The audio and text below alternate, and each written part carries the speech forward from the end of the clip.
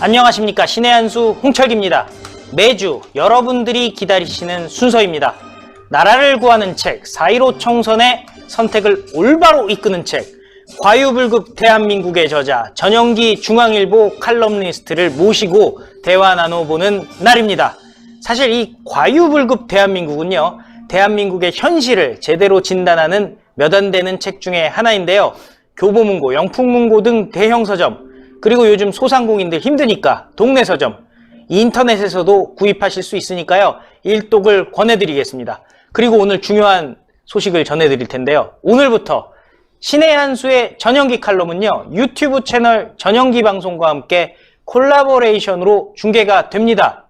전영기 방송도 많은 구독, 추천 부탁드리겠습니다. 신의 한수 구독자 여러분들의 힘을 보여주시기 바랍니다. 다시 말씀드리면요, 이제 전영기 칼럼은요, 신의 한수 그리고 전영기 방송에서 그냥 아예 편성이 돼버렸다, 이렇게 생각하시면 되겠습니다. 매주 금요일입니다. 예, 안녕하십니까? 예, 반갑습니다. 예, 요즘 잘 지내고 계시죠? 예, 잘 지내고 있습니다. 제가 작년 3월 달까지 네. 그 유튜브를 저도 하다가 중단을 했어요. 예. 제가 학위 논문도 쓰고 그런 그동안 박사 되셨잖아요. 그래서 이제 박사도 됐고, 예. 그래서 다시 한번 독자 여러분들과 좀 가까이 가기 위해서 제 스스로 유튜브 방송을 다시 재개하였습니다. 예. 오늘을 기점으로 정식으로 시작을 한다, 이렇게 시청자 여러분께 말씀드리고 싶습니다. 예. 예, 시청자 여러분들 아시겠죠? 전영기 방송 검색하셔가지고요, 예, 구독 버튼 꼭 눌러주시기 바랍니다. 자, 요즘 이제 현안부터 말씀을 드리자면은 미래통합당이 선대위원장으로 또 김종인 전 민주당 대표를 어찌됐든 추대를 했습니다. 김종인 대표는 신의 한수다, 네. 이렇게 생각합니다. 신의 한수로 네. 진정한 그 신의 그 결과로 이어질지 그거는 아무도 모르죠. 그러나 지금 돌파구 없이 국민의 분노를 통해서 이 정권에 대한 어떤 그 심판, 이것이 가능한 여러 가지 조건이 갖춰졌음에도 불구하고 여러 가지 방법으로 정체 상태에 빠졌던, 그래서 사실 지난주에는 대단히 그 미래통합당의 상황이 굉장히 안 좋았죠. 예, 많은 사람들이 결국은 이 정권이 재신임 받아서 지금까지의 그 경제 파탄, 안보 파탄, 그 다음에 자유의 파괴, 민주주의의 파괴, 이것에 대해서 국민들이 혼내줘야 되는 그 시기를 놓치는 게 아닌가. 황교안 대표의 통합당이라는 그 야당이, 제1야당이 천추의 한을 남기는 것이 아닌가 하는 걱정을 많이 했습니다. 예. 그런 상황에서는 돌파구가 필요한 것이고요. 네. 그 돌파구를 김종인이 찾아줬다. 예. 김종인이라는 분이 가만히 보면요, 이분이 물론 논란은 많은 사람입니다. 그렇죠. 여야를 왔다 갔다 한다고 하는데 저는 다른 방식으로 보고 싶어요. 네. 이분은 나라의 중도적 통합을 향해서 나가는 분입니다. 예. 알다시피 우리가 2012년에 예. 박근혜 대통령 시절이죠. 예. 박근혜 대통령의 대선이 있던 해에 박근혜 대선에 참여하지 않았습니까? 그렇죠. 그때 박근혜 대통령이 그 갖고 있었던 것이 약한 부분이 일종의 그 양극화 현상이거든요. 그렇죠. 그걸 어떻게 해결했냐면 이분이 경제민주화라는 개념을 처음으로 대한민국에 던졌습니다. 그렇죠. 경제민주화를 던져서 박근혜 대통령의 그때는 새누리당입니까? 그 네. 당을 끌고 갔죠. 예. 그래서 중도의 힘으로 박근혜 대통령의 당과 박근혜 대통령 당선에 기여를 했습니다. 네. 2016년에 문재인 대표가 뭐 도저히 자기가 선거에 승리가 무망하니까 백지수표를 던져주다시피, 그렇죠. 백지수표. 예. 던져줬죠. 모든 걸 맡겼어요. 김종인 비대위원장한테. 예. 그때 김종인 비대위원장이 했던 걸 저는 아주 생생히 기억합니다. 두 가지를 했습니다. 첫째는 정말 용서할 수 없고 참을 수 없는 그 극단적 이념주의자들, 네. 운동권 패권주의자들. 예. 1번 이해찬, 아, 2번 정청래, 3번 정봉주. 예. 정봉주라는 사람 지금 또다시 저쪽 당에 가가지고 무슨 조국을 대통령 만들겠다고 이상한 괴뢰정당 하나 만들지 않았어요? 열린민주당, 손혜원당이라고 불리죠. 열린민주당이 아니라 제가 보기엔 닫힌 폐쇄당입니다. 그리고 또 누구죠? 그 제1위성정당 하는 그 개싸움당. 예. 개싸움 국민운동본부가 모체가 돼서 만든 당이 지금 더불어시민당. 더불어시민당이니까 예. 제가 보기에는 개싸움 국민운동본부가 모체가 된 정말 대한민국의 국적을 품위를 떨어뜨린 그 세력들인데, 이 모두들이 기본 세력이 이해찬, 정청래, 정봉주. 이 사람을 2016년 비대위원장 되자마자 제일 먼저 공천에서 탈락시켰어요. 날려버린 거죠. 그때 사람들은 민주당이 집권하기를 원했어요. 네. 민주당이 다수가 되기를 원했어요. 왜냐하면 우리가 민주당을 싫어한 게 아니거든요. 예. 김대중 대통령도 좋은 일을 했고 예. 노무현 대통령도 그 자체의 그 가치가 있었습니다. 그런데 이것을 온통 극단적인 주사파 정권이나 네. 그 패권주의 정당으로 몰아가는 거 이거는 안 되겠다는 거였거든요. 예. 그래서 우리는 이 정도 양극단을 쳐내면 예. 양극단을 쳐내면 합리적인 민주당, 개혁적인 뭐 한국당 서로 이렇게 주거니 박거니 하면서 선진적인 민주국가가 완성되는 단계였죠. 그렇죠. 그거를 완성되게 하기 위해서 김종인 비대위원장이 쳤던 겁니다. 아. 저는 그때 그 운동권 패권주의자들 네. 그리고 종북적 주사파들 이런 사람들을 하나씩 쳐내고 이해찬 대표를 쳐내버렸잖아요. 그렇죠. 네. 그래서 지금 이해찬의 민주당 대 김종인의 통합당 예. 이 두 개가 이렇게 맞붙는 건데 그때 김종인 비대위원장이 했던 또 하나의 두 번째 워딩이 뭐냐면 아주 강력한 그 인상을 남긴 게 뭐냐면 김정은에 대한 경고였습니다. 예. 그때 한 말이 이거거든요. 어이 김정은아, 정은아 이렇게 예. 이런 식이에요. 그래서 소련이 핵이 없어서 망했냐? 아. 이 말을 했거든요. 예. 김종인이 김정은한테 그렇죠. 얘기했구나. 김종인 대표가 김정은에게 한 얘기죠. 북한 괴멸론을 얘기했습니다. 예. 핵 가진 북한 괴멸할 것이다. 이야. 이게 바로 김종인의 담대함입니다. 네. 그래서 김종인이 갖는 그 중도적 가치 그리고 과유불급하는 가치 네. 이쪽도 저쪽도 지나치지 않고 중도적이고 합리적이고 개혁적인 이 나라의 가치를 끌고 가겠다는 그 정신이 바로 김종인의 정신이고 그래서 김종인 대표는 그 운동권 무지막지한 이념에 사로잡힌 그 경제를 모르는 운동권에 대한 명확한 심판 네. 그리고 북한 부분에 대한 명확한 판단 그렇죠. 핵 가진 북한은 괴멸할 것이다. 예. 문재인의 집권 여당이나 옛날에 노무현의 당 네. 그때 그리고 최초의 출발은 김대중 대통령의 당 이것을 이어지는 그 당의 역사 속에서 성역처럼 되어 있는 금기시 되어 있는 북한 지도자에 대한 정면 비판을 했던 것이죠. 아. 북한의 성역을 건드린 거죠. 확 그 공격하는 그 대담함. 저는 김종인 선대위원장인가 예. 이분이 갖고 있는 많은 단점이 사실 있는 건 사실입니다. 예. 논쟁적인 인물이죠. 그러나 그럼에도 불구하고 그 돌파구를 찾지 못해서 그 맴돌던 이 제1야당이 민주주의를 회복하고 경제의 실정을 심판하게 하는 중심을 다시 되찾았다. 저는 이런 기대를 갖고 있습니다. 네. 중심을 다시 되찾을 수 있다. 근데 요즘 보면 여론조사 이렇게 딱 열어보면요. 문재인에 대해서 지지가 과반이 넘기 시작했거든요. 그런데 어떻게 선거 괜찮을까요? 그거는 여론조사는 뭐 여론조사대로 존중할 바가 있겠죠. 예. 저는 대선 여론조사는 믿지만 예. 총선 여론조사는 저는 믿지 않습니다. 아. 뭐 그들의 논리와 방법이 있겠지만 제가 총선 여론조사가 맞은 걸 한 번도 본 적이 없어요. 아, 그런가요? 예. 2016년에도 모두가 기억에 예. 새롭게 갖고 있지만 박근혜 대통령의 그날 뭐 새누리당입니까? 네. 180석까지 봤어요. 모든 여론조사가 압승으로 나왔죠. 예. 120석 나왔습니다. 네. 더군다나 무슨 집권당이 갑자기 제2당이 돼버렸어요. 이런 일은 아. 대한민국 정당사상 처음이죠. 2012년도 마찬가지고 20개 이상의 선거구가 다 뒤집어집니다. 예. 그러므로 뭐 그렇기 때문에 이번에도 그 여론조사 뒤집어진다라고 단정하는 건 무리일 수 있지만 그건 왜 그렇게 틀리느냐 하면 아직 민심이 형성되지 않았어요. 아. 김종인 선대위원장은 말을 들어보면 정확하더군요. 그분은 내 경험상 예. 선거도 해본 사람이 하는 거고 많이 해봤죠. 예. 선거 승리도 이겨본 사람이 이기는 겁니다. 그렇죠. 그 평론하는 사람이랑 잘 모르는 게 많죠. 그분은 이런 말을 했어요. 선거 민심은 투표 2주 전에 비로소 느낌이 온다. 투표 2주 전이요? 2주 전. 그러니까 4월 15일이니까 예. 4월 2일쯤. 와. 4월 2일이나 돼서야 누가 이긴지가 느낌이 오지. 그전에는 다 헛거다. 그러니까 진짜 선거가 코앞에 와야지 민심이 형성된다는 거네요? 지금 그 김종인 위원장에 따르면 무당파 중도층을 40%로 보더군요. 예. 자, 실제 맞습니다. 무당파 중도 선택하지 않은 민심이 그렇게 많은데도 불구하고 여론조사 기관은 여론조사 회사죠. 뭐 기관이라고 하면 회사입니다.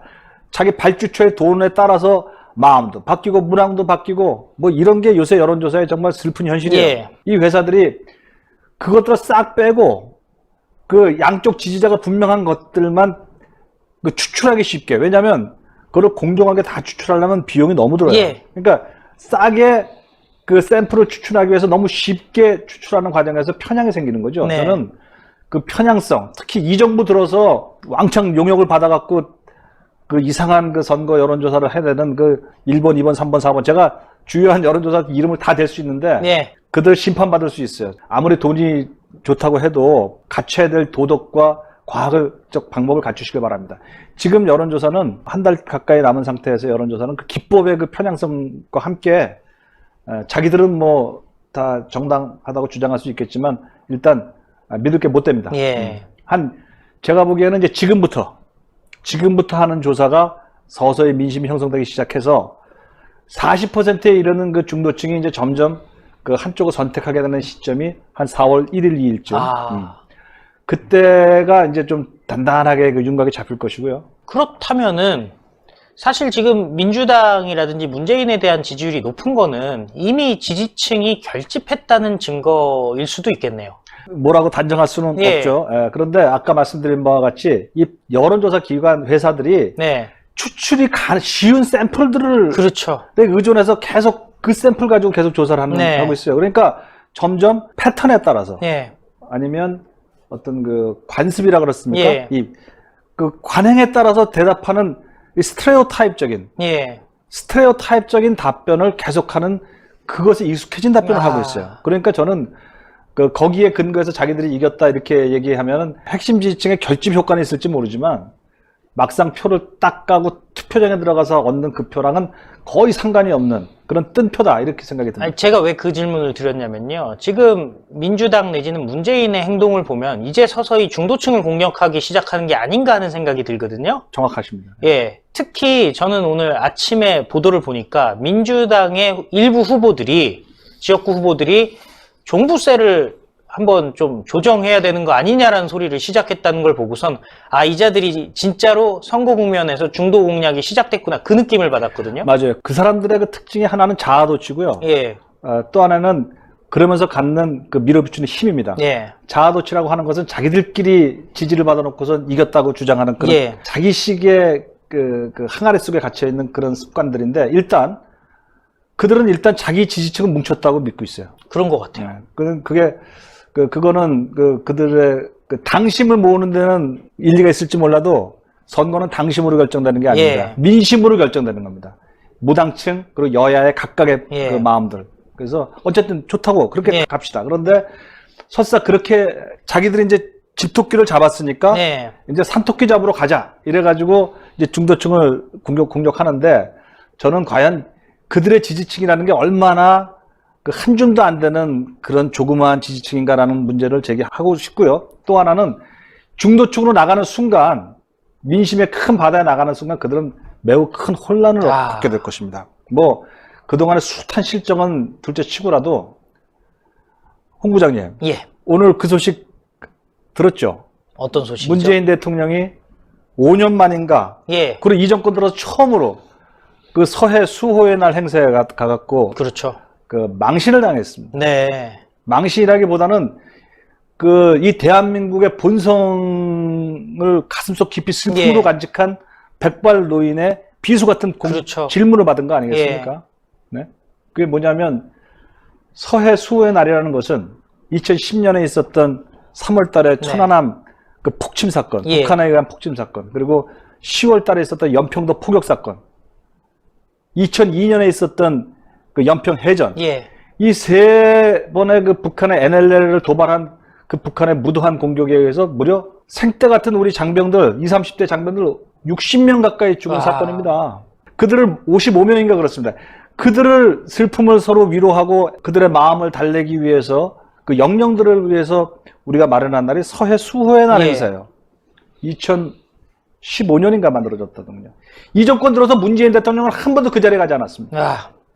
작년에는 무슨 로봇 경진대회인가를 갖고 참. 재작년에는 무슨 해외 순방인가 갖고 문재인 대통령 크게 문제가 있는 분이에요. 예. 왜 서해 수호의 날 같은 행사 한 번도 안 가시는지.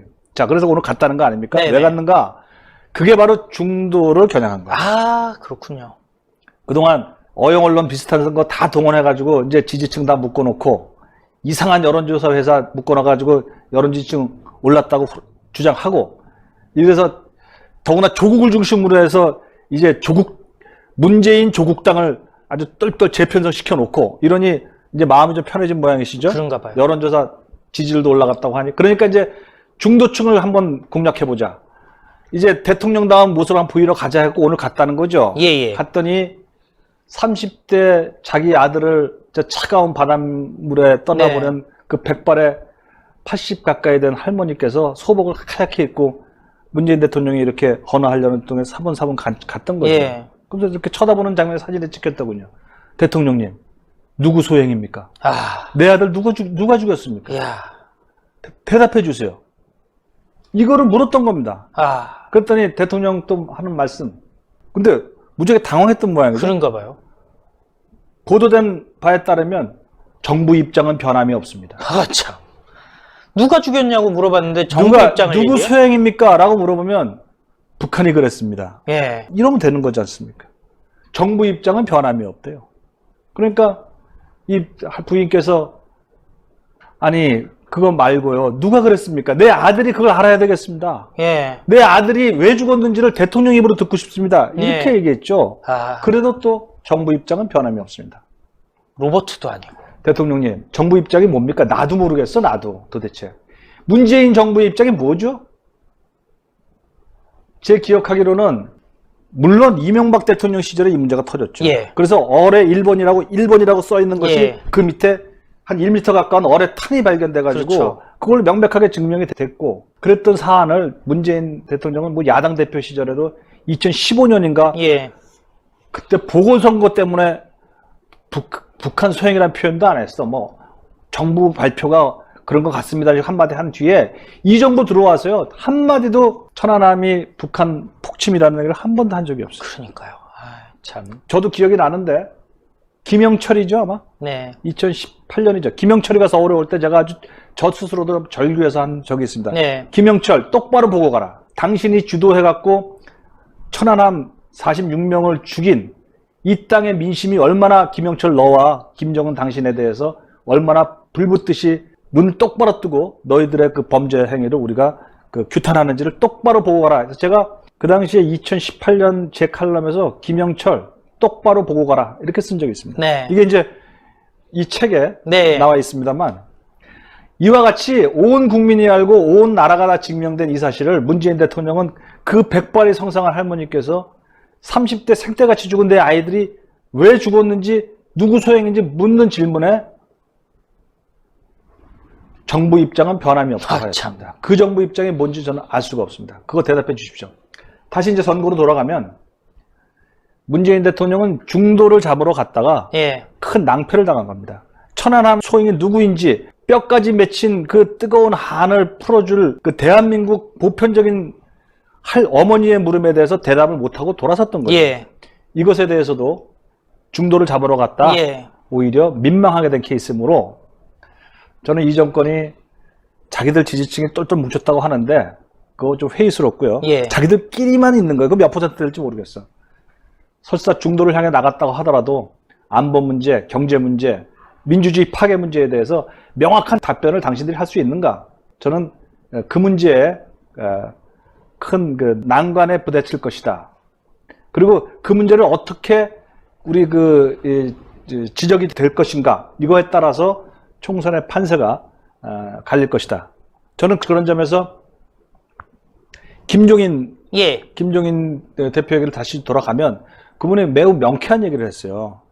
이번 선거는 1대1 선거가 될 것이다. 구도가 내용인 즉슨 그거예요. 그렇게 본인이 워딩은 그렇게 하지 않았지만 내용인 즉슨 1+4이니 4+1이니 지저분한 누더기 같은 그 불법적이고 대한민국의 헌법적 가치를 정말 쓰레기통에 처박아둔 이 누더기 선거법. 네. 거기 손학규도 무슨 비례대표 하겠다고 나섰잖아요. 했다가 지금 민생당에서 2번 했다가 14번으로 또 밀렸습니다. 그게 뭐야? 이 대한민국 선거법이 무슨 저 거짓 깡통법입니까? 이거 그래서 이제 다시 돌아가면 김종인 대표는 1대1 구도가 될 걸로 본다는 게 예. 이 법을 주도했던, 법 같지도 않은 법 주도했던 정의당의 심상정. 예. 알고 보니까 이익당이야. 정의당이 아니라. 그러니까요. 예. 심상정, 손학규. 예. 이 법을 목매갖고 지들 조금이라도 이익을 보려고 했던 그 쓰레기 같은 느낌을 주는 이 누더기 같은 선거법을 만들어낸 그 군소정당들. 예. 그저 독재당, 독재 비슷한 당에 빌붙어가지고 한석을 얻어먹겠다고 했던 그 정당들의 군소정당은 다 무너질 겁니다. 예. 그리고 남은 것은 결국 문재인 조국당으로 가는 이 민주당과 그리고 그 민주주의 파괴와 경제 파괴를 그 혼내줘야 된다라고 하는 예. 이 통합당 사이의 그 대결, 예. 1대1 구도로 가지 않을까. 예. 그렇게 생각합니다. 그러니까 문재인 조국당이라고 얘기를 하셨는데 가만 보면 생각보다 저는 사실 작년 한 10월 지나면서 문재인이 조국을 손절한 게 아닌가 싶었는데 이번에 선거 구도를 보니까 그렇지가 않더라고요. 보니까 민주당에는 뭐 김용민, 김남국 뭐 이런 사람들, 결국에는 조국을 수호하려는 사람들 들어가고요. 네. 또 청와대에서 조국과 하여튼 조국을 디펜스하려고 했던 고민정이라든가 그렇죠. 내지는 뭐 상황실장 하면서 그 민정수석실이랑 윤건영? 있었던 윤건영이라든가 심지어 황운하까지도 황운하. 그 다음에 뭐 그 정무수석 했던 한병도인가요? 한병도. 예, 이런 사람들까지도 지금 다 공천을 받은 상황이잖아요. 몇 가지 특징이 있어요. 거기다가 플러스 지금 민주당이 그렇죠. 예. 아까 얘기한 그 제가 개싸움 국민정본부 더불어시민당. 더불어시민당에도 그런 사람들이 포진되어 예. 있고 그다음에 이제 손혜원당. 예, 열린민주당. 손혜원당이니까 이제 대통령 부인의 친구당이죠. 예, 김정숙 친구당. 그리고 이쪽은 대통령의 측근인 양정철이 그 인도수산당이 이제 예. 더불어시민당이죠. 더불어시민당. 그래서 대통령당과 대통령의 부인당이 이렇게 위성정당으로 있단 말이죠. 예. 이들의 공통점은 두 가지예요. 하나는 조국을 떠받들기로 한, 아, 그렇죠. 조국을 떠받든다. 예. 또 하나의 특징은 윤석열의 수사 대상자를 지지한다. 아, 그래서 쉽게 보면 문재인 대통령의 후계 구도를 조국으로 딱 확정 네. 지어서 문재인의 그 세력과 그 정신을 그대로 이어가는 조국으로 이어가겠다는 정신으로 충만한 당으로 재편되었습니다. 이 말은 무슨 뜻이냐면 지난 3년간 문재인 정권이 해왔던 그 행태를 더욱더 강화하겠다. 사회주의적 그 정책들을 더욱더 강화하겠다. 아. 그리고 친북적 정책을 더욱더 강화하겠다. 친중적 정책을 더욱더 강화하겠다. 소득주도 성장이라는 그 파탄난 정책을 계속 강화하겠다. 이 선언인 것이죠. 그래서 이들이 이제 과반수를 얻게 되면 예. 그 대표적인 인물이 저는 황희석이라는 사람 같은데 예. 그 사람을 이제 검찰의 법무부의 그 검찰국장에 될 뻔했죠. 예, 인권국장을 하다가 예. 그 양반이 이제 나와가지고 제2위성당 예. 그러니까 대통령의 부인 친구의 당으로 가가지고 열린민주당. 예. 한 말이 10명인가의 그 검사를 블랙리스트를 다 적어놨다는 거예요. 예. 그 블랙리스트 1번이 윤석열이에요. 예. 그 2번이 뭐 한동훈, 예. 3번이 박 누구 해가지고 청와대 수사의 주체들을 다 거명을 했어요. 예. 그래서 황운하니 무슨 한병돈이 또 무슨 백원훈이 예. 그 조국이니 예. 이렇게 청와대가 중심이 돼서 그 선거 개입을 획책했던 그 주체들을 수사하는 윤석열 사단을 다 잡아놓겠다는 거예요. 아. 그러니까 이 집단이 이제 과반수가 돼서 집권적인 힘을 더욱더 펼치게 되면 이거는 너무 지나친 상상이라고 남들은 그러지만 저는 과학으로 좀 생각합니다. 네. 윤석열을 잡아놓을 겁니다. 아. 이거 뭐 이 말 자체가 굉장히 무서운 말이긴 한데 근데 이 사람들이 그렇게 말을 했어요. 실제로. 예. 공수처를 발동시킬 것이고 최강욱이 그런 얘기 했었죠. 최강욱이가 지금 저 열린민주당 예. 갔잖아요. 예. 그래서 그들이 최강욱도 지금 범죄 그렇죠. 공소장에 올라간 사람입니다. 예. 그러니까 자기가 살기 위해서라도 공수처를 발동시키고 윤석열과 그의 그 수사 그 팀들을 직권 남용으로 거는 거죠. 네. 그래서 그 수사하지 말아야 될 일을 수사하였다. 그리고 여기서 중지해야 될 수사를 더 많이 하였다.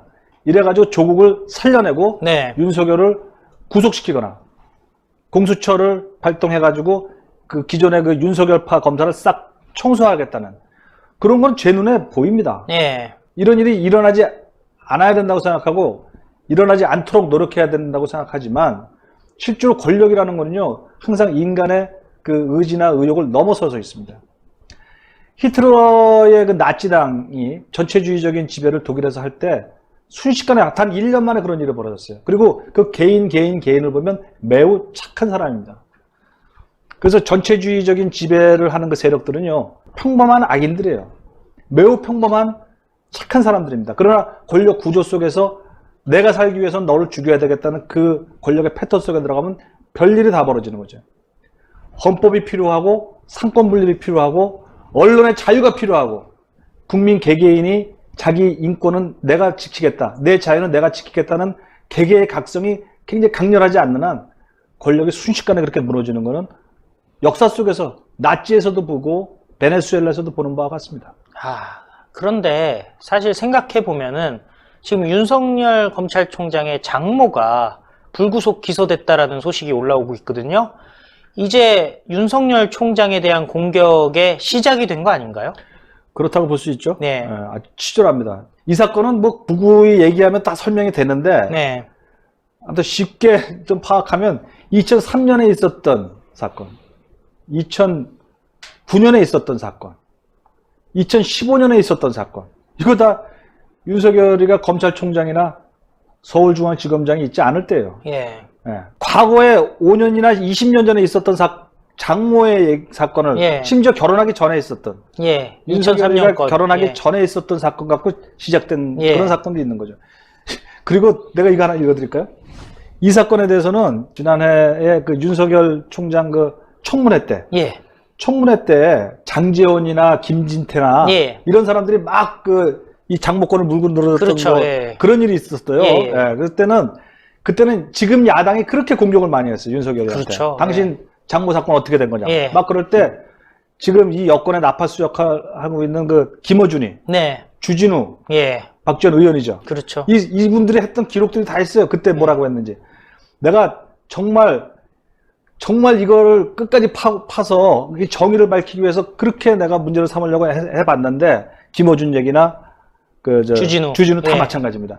근데 문제될 게 하나도 없더라. 라고 김어준도 얘기하고 주진우도 얘기하고 불과 작년 7월 달에요. 예. 작년 7월에 저희 검찰총장 됐어요. 봐요. 7개월 전에 자기네들 대표적인 어영 언론인들이 앞장서가지고 박지원 의원까지 앞장서가지고 아무리 파도 문제될 게 하나도 없다고 했던 그 사건이 불과 왜 7개월 만에 그렇게 문제가 된다고 얘기하시는지. 참 속이 뻔히 들여다 보이는 거죠. 근데 어쨌든 검찰이 불구속 기소했다는 거는 윤석열 총장도 이 건에 대해서는 어찌됐든 개입할 생각이 전혀 없다라는 의지를 보여준 거 아닙니까? 저는 어쨌든 이 기회에 네. 완전히 다시 한번 하라고 하길 원합니다. 예. 그래서 의정부지처인가 하고 있죠. 예. 그래서 그 불구속 기소했으니까 기소 잘 됐고 이제 추미애 법무부의 지배하에 있는 이 검찰이 수사 제대로 한번 해보세요. 과연 예. 얼마큼 나오나. 그리고 무엇보다 이 사건은 윤석열 총장의 장모의 유무죄가 문제가 아니고 그건 유죄면 유죄고 무죄면 무죄인 거고. 네. 과연 윤석열 총장이 얼마나 개입을 했던가. 예. 그 문제거든요. 그렇죠. 윤석열의 장모가 어떻게 된 문제는 옛날에 노무현 대통령의 장모가 그 좌익이냐 아니냐, 남노당이냐 아니냐, 그거 논란과 같아요. 예, 예. 노무현 대통령이 그때 그러지 않았습니까? 설사 그렇다고 칩시다. 내 장인이 그렇다고 칩시다. 그렇다고. 아내를 버리란 말입니까? 예. 그때 그랬잖아요. 이제 노무현 대통령의 발언은 아내라기보다는 이제 마누라라고 했던 걸로 기억이 나는데요. 그때 예. 한창 후보 시절에 네. 그럼 내 아내를 버리란 말입니까? 예. 윤석열도 마찬가지예요. 그렇다면 내 아내를 버리란 말입니까? 아. 윤석열이 개입을 했으면 노무현 대통령의 장인이 그 남노당원을 할 때 한 일에 대해서 노무현 대통령이 개입을 했으면 그건 문제가 되죠. 지금 장모의 그 문제 삼는 여권에서 지금 치졸하게 문제 삼는 그 사건에 윤석열이가 개입했으면 그 문제가 되죠. 예. 그게 아니면 어떡할 거야? 아니면 그럼 이제 아내를 버리란 말입니까? 저자들은 그러겠죠. 아님 말고 뭐 이러겠죠. 아님 말고라니까. 예, 아님 말고. 지금 딱 선거용이에요. 총선 예. 때 바짝 올려가지고 윤석열 겁주고 자기들 지지층 묶어서 총선에서 이기고 그 다음에 이거를 기반 빌미로 해서 공수처가 성립이 7월 네. 15일에 성립이 된다고 하는군요. 7월 15일 전에서 바로 전광석화처럼 윤석열과 그의 수사팀을 다 유죄로 만들어버리고 아마 조국이 공소 취소가 될지도 몰라. 예. 네? 공소 취소나 아니면 시간 끌어서. 무죄 판결이 나버려가지고 저는 더 큰 음모가 있다고 보는 게 충분히 그럴 수 있는 게요. 공수처 어쨌든 생겨버리면은 이첩 받을 수도 있는 사건 아닌가요? 아, 이미 재판에 넘어갔으니까 이거는 건드릴 수가 없나요? 아, 공수처는 그거와 별건으로 수사를 할 수 있죠. 아, 별건으로? 이거를 지금 그 사람들이 맨날 주장하는 게 조국을 죄가 하나도 없는데 죄를 만들었다는 거 아니에요. 아. 다시 돌아가서 이 수사 자체에 무죄를 유죄로 만들려는 억지가 있지 않았는가를 수사하겠다는 거죠. 그러면 검사들이 수사받겠네요. 아, 제 말씀이 그 말씀이에요. 아, 그래서 네. 검사들 수사해서 네.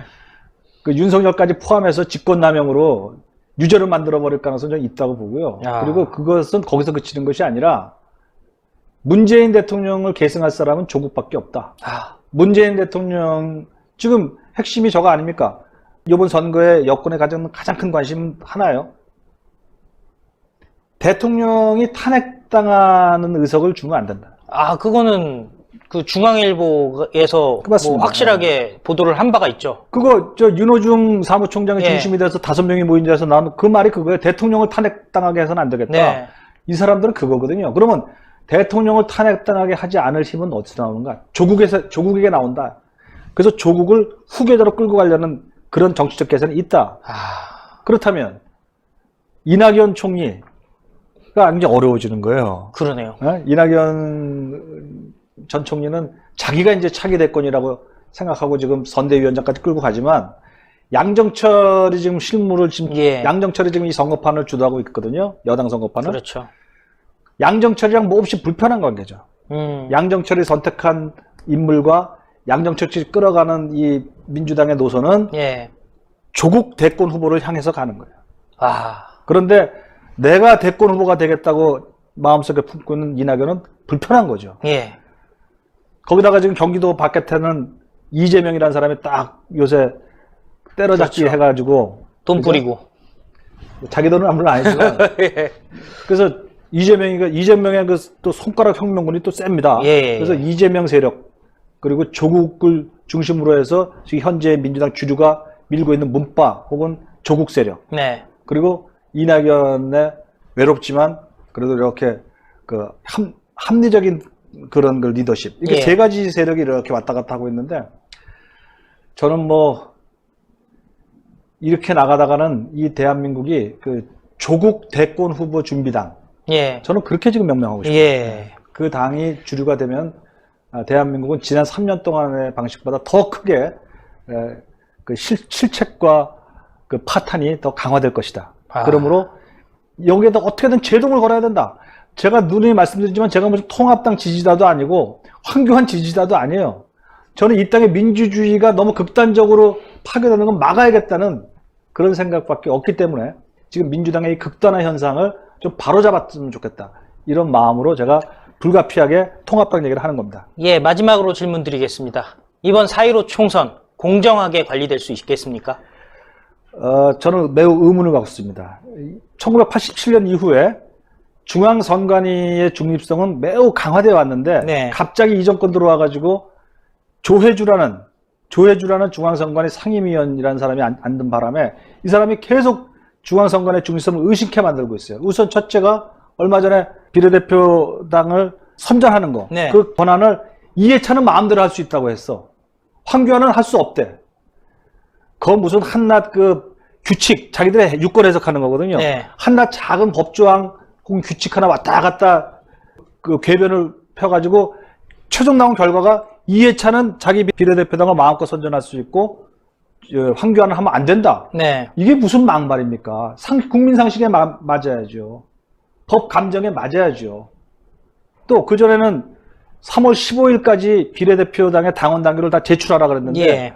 민주당 쪽에서 아직 자기들 당이 안 만들어져 가지고 이것 좀 미루면 안 됩니까 했더니 미뤄도 됩니다. 또 지 말 또 바꿨어. 또 우리 기억에 생생한 게 비례 한국당 해도 됩니까 했더니 그건 안 됩니다. 또 예, 이랬잖아요. 그렇죠. 이 일련의 일들이 굉장히 위험합니다, 지금. 예. 중앙선관위가 지금 조혜주 그 상임위원이 문재인 캠프의 그 백서에 그 참여했다는 그 기록이 나온 사람입니다. 이 사람을 끝까지 안 치더니 이런 사단이 벌어지고 있고요. 특히나 내가 여러분한테 지금 모르는 일 하나 얘기해 드리자면 대한민국 1987년 이래 어떤 선거에서도요. 네. 선관위원 9명, 중앙선관위 9명이 없었던 적이 없어요. 아, 지금은 7명이 합니다. 이거 처음 모르시죠? 예. 이게 왜 그러냐 하면 그동안 거리가 4명이 있어가지고 이 4명을 다 채웠어야 되거든요. 예. 그래서 지난 3월 15일 열흘도 안 됐죠. 열흘도 안 된 국회 본회의에서 대통령이 지명하는 2명은 통과시켰어요. 네. 그래서 5명에서 7명이 됐어요. 예. 같은 날 통과시켰어야 될 국회 지명목 2명은 통과를 안 시켰어요. 아, 왜냐? 민주당 지명목이 하나가 있고 여야 합의 지명목이 하나 있는데 여야 합의해서 올리는 거 그거 하나마저도 통합당에서 제시한 사람이 싫다고 해서 예. 국회목 아예 2명을 아예 없애버렸어요. 아, 참. 그래서 지금은요 9명이 아니라 7명이 하고 있고요. 그 7명의 세력 분포를 보면 5대 1대 1입니다. 1이 중립이고 5가 민주당 편이고 예. 1이 통합당 야. 몫이 됐는데 이거 물론 중앙선관위라는 게 옛날에는 그렇게 누가 추천을 하더라도 서로 논리 끝에 국민적 상식에 위해서 합의를 보는 전통이 있었는데 이 정권 들어와서 그게 깨져버렸어. 조혜주가 들어가면서 깨져버렸어. 그래갖고 완전히 극단화됐거든요. 그러니까 5대 1로 맨날 자기들 유리한 대로만 민주당이 유리한 대로만 유권 해석을 하는 겁니다. 네. 중앙선관위의 불법선거에 대해서 걱정들이 많은데 저는 불법선거 여부 이전에 유권 해석이라는 교묘한 방식을 통해서 끝없이 기울어진 선거판을 만들어간다. 끝없이 야당에는 불리하고 여당에는 유리한 유권 해석을 계속 이루고 하고 있다. 아, 이거 매우 조심스럽습니다. 그래서 조혜주 상임위원님 다시 한번 제가 정중하게 권고합니다. 제발 중립을 지키세요. 그러다가 큰 코 다치십니다. 그리고 권순일 중앙선관위원장님 대법관이시잖아요. 얼마 임기도 남지 않았는데 명예스럽게 중앙선관위원장 하시기 바랍니다. 사법부가 무너지면 고치면 그만인데 중앙선관위가 벌어지면 게임의 룰을 무너지는 거기 때문에 내전이 벌어져요. 민주주의의 내전이 벌어진다는 것은 무서운 일입니다. 유혈사태까지 갑니다. 제 이런 말이 일어나지 않기를 간절히 바라면서 중앙선관위 조심하시기 바랍니다. 예. 오늘 말씀 감사했습니다. 예. 대한민국을 살리는 책 과유불급을 읽으면요. 예. 지난 몇 년간의 대한민국의 현대사가 주마등처럼 싹 지나갑니다. 그리고 보면은 아, 이번 4.15 총선에서는 어떤 결과가 나오겠구나를 알 수가 있습니다. 그러니까 여러분들 많은 관심 부탁드리고요. 예, 이번 총선 대한민국 살려야 되겠는데 그 살리는 방향이 뭐냐? 사회주의는 막아야 되겠다. 공산주의는 막아야 되겠다. 친북, 친중은 막아야 되겠다. 요 정도까지만 합의가 되면은 예, 어디로 표를 해야 될지가 그냥 나올 것 같습니다. 그렇지 않으면 대한민국 진짜로 무너집니다. 지금 보시고 계시는 이 영상, 예, 바로 신의 한 수, 그리고 전영기 방송 양쪽에서 다 나가니까요. 예, 양쪽에서 많은 시청 부탁드리고요. 특히 전영기 방송 구독 버튼 꼭 눌러주세요. 예, 앞으로 쑥쑥 자라나갈 새로운 예, 유튜브계의 새싹입니다. 사실은 그냥 새싹은 아니래요. 한 1년 정도 했었는데 예, 잠깐 쉬었던 건데 이제 쑥 올라갈 일만 남았을 것 같습니다. 또 신의 한 수 오랜만에 또 122만 구독자가 됐습니다. 혹시 구독 버튼 안 누르시고 보시는 분 있으면요. 구독 버튼 잊지 말아 주시고요. 또 노란 딱지 때문에 힘드니까요. 예, 정기 회원 가입 1877-1477로 많은 가입 부탁드리겠고 또 유튜브 회원 가입도 많은 관심 부탁드리겠습니다. 감사합니다.